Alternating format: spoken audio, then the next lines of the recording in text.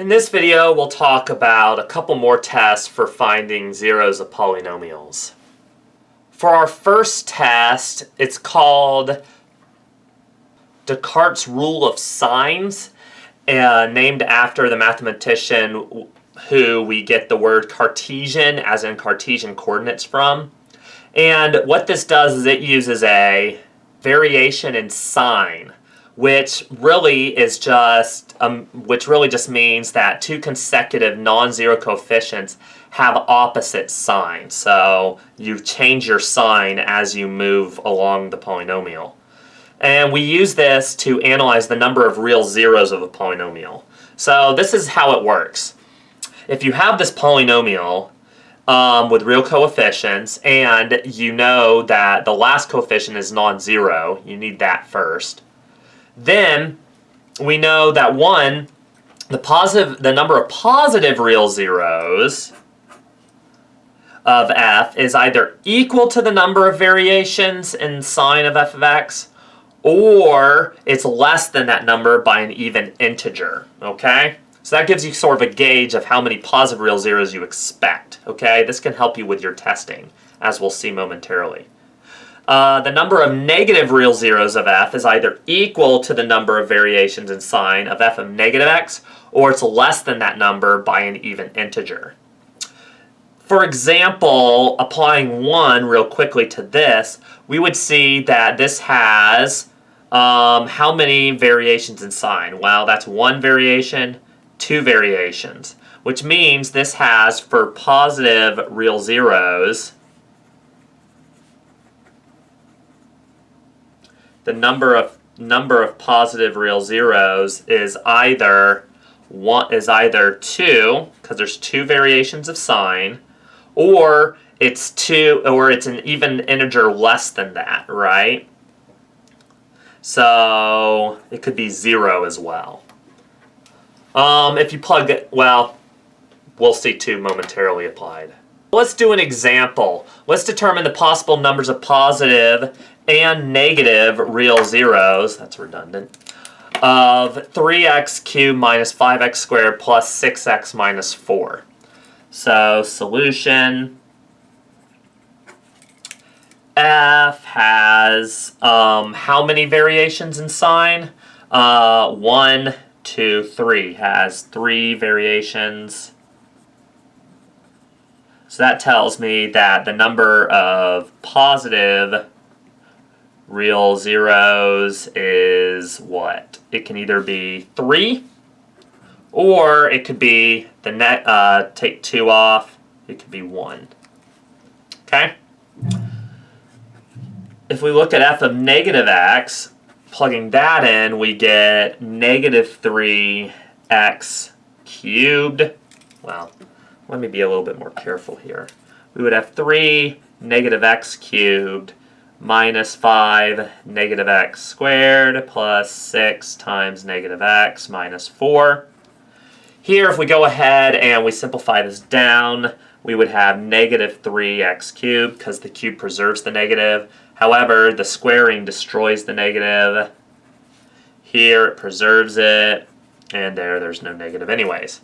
Here, this has, and so f of negative x has 0 variations in sign, which would mean, using 2, that it's equal. We know it's the number of negative real zeros is either equal to the number of variations in this, or it's less than that by an even integer. So that means there's no negative real zeros. So hopefully you can sort of see how this would be helpful in your testing, and we'll actually see in a moment how it is. But first, let's go ahead and have you try an example. Determine the possible numbers of positive and negative real zeros for this polynomial. On the count of 3, I'll reveal the solution. 1, 2, 3. So as we see here, because there's no variations in sign in f, there are no possible positive real zeros. On the other hand, f of negative x has 3 variations, which means one of 2 things happens. Either Either it has 3 negative real zeros or it has 1 negative real zero. Our next test has to do with bounds. So first, a definition of what that means. We say a real number C is an upper bound for the real zeros of f when no real zeros are greater than C. Similarly, we say a real number C is a lower bound for the real zeros of f when no real zeros of f are less than C. So how do we find these upper and lower bounds? Well, after dividing f of x by x minus c synthetically, if c is greater than 0 and each number in the last row is either positive or 0, then c is an upper bound for the real zeros. Similarly, if c is less than 0 and the numbers in the last row alternate between positive and negative, with 0 counting as either, so 0 can count as positive or negative, then c is a lower bound for the real zeros of f. So let's see an example of how we can use these rules to help us. This will start the same way. The first thing is, let's try using the rule of signs first. So using Descartes' rule of signs, we see that f has how many variations? 1, 2, 3. 3 variations. So one of two things happens. Either we have one positive real zero. We have one positive real zero or 3. So we have 1 or 3 positive real zeros, okay? Or 3 positive real zeros.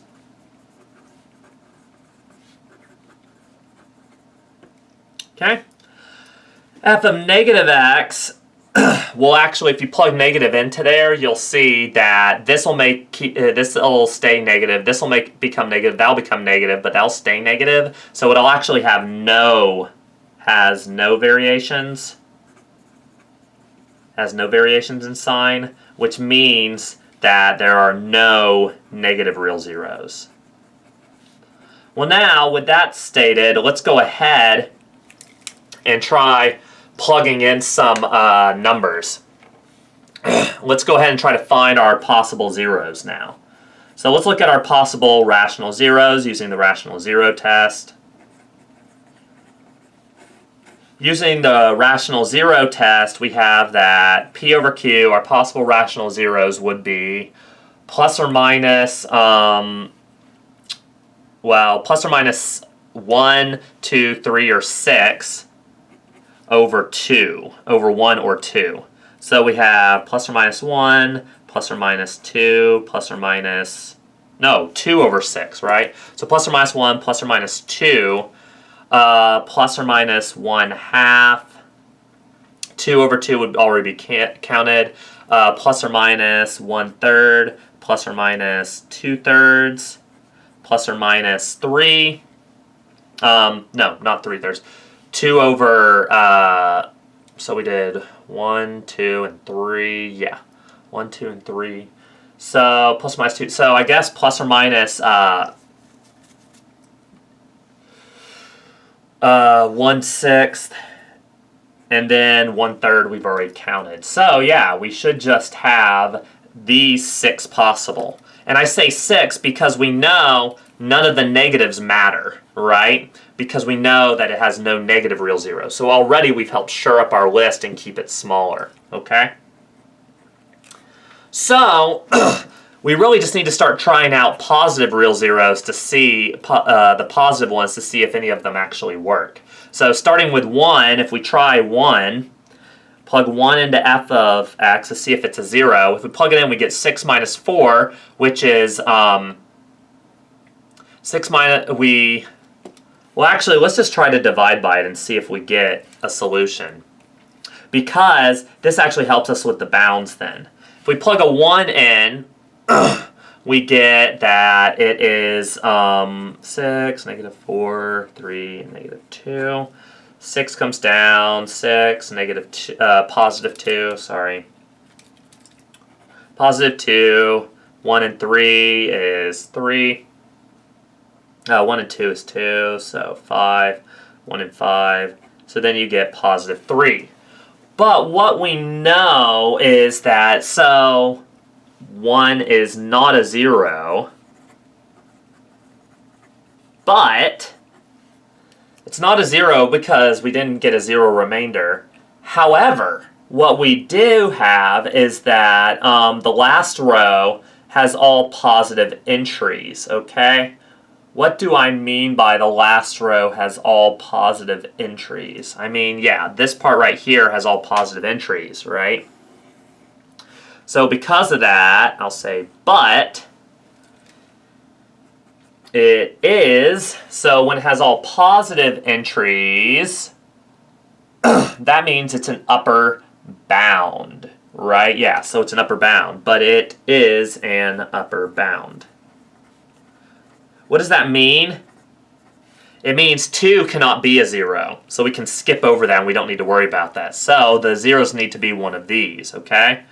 Well, trial and error will show you that 2/3 will actually be it. So trial and error,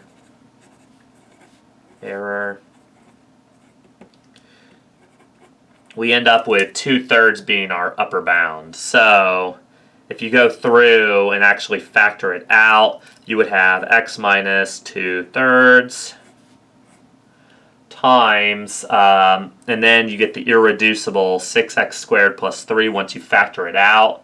There are no real zeros here, and those were the only ones we care about because this is going to be complex. So we're now done. In other words, our only real 0 is 2/3. And now, as always, time for you to try an example. So go ahead and find all the real zeros of f of x equal 8x cubed minus 4x squared plus 6x minus 3. On the count of 3, I'll reveal the solution. 1, 2, 3. So here, sorry I started using pencil. I don't know why, I just did. But applying the rule of signs, we see that we get 3 variations. We have 3 variations in sign. So we have 3 or 1 positive real zeros.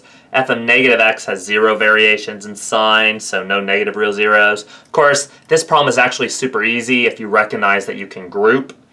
Anytime you have a cubic, again, I've said you should always look to see if you can group, just like anytime you have a quadratic. Before you ever try using the quadratic formula, you should try to see if you can factor it, okay? We actually can group here. Trying it out, we end up with this. And indeed, we see that since those are the same factors, grouping works, and you can pull it out, and you get this. Which means this will give us complex solutions. This gives us 1 positive real 0, which makes sense because we could get 3 or 1 positive real zeros. If you'd like a bit more practice using these 2 different tests, be sure to see pages 162 and 164 of the textbook and work problems 7, 8, and 79 through 98. In our next video, we'll start talking about rational functions by considering their domain.